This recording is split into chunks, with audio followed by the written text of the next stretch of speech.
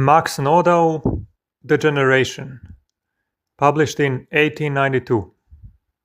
When reading Nietzsche's works in sequence, one has the impression, from the first to the last page, of listening to a raving maniac who, with flashing eyes, wild gestures and foaming mouth, spews out a deafening torrent of words, occasionally bursting into maniacal laughter, uttering foul insults and curses, then leaps around in a dizzying dance, then lunges at the visitor or imaginary opponents with a threatening expression and clenched fists.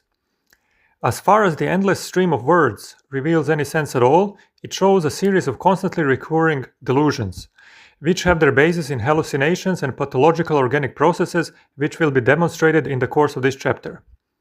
Occasionally, a clear thought crops up, which, as is always the case with raving maniacs, takes the form of a peremptory assertion, like an order from a despot. Nietzsche does not even attempt to provide any proof. If the thought of the possibility of an objection arises in his mind, he either belittles or ridicules it, or he simply and brusquely decrees, "That is wrong." How much more reasonable is the theory which is represented, for example, by Herbert Spencer? Good is, according to this theory, what has always proved useful. It can thus claim validity as highly valuable, as valuable in itself. This way of explanation is also wrong, but at least the explanation itself is reasonable and psychologically attainable. This was a quote from the Genealogy of Morals.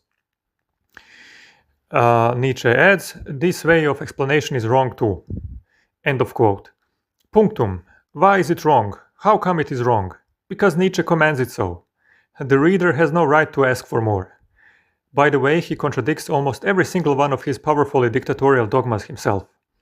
He says something and then its opposite, and both with the same vehemence, usually in the same book, often on the same page.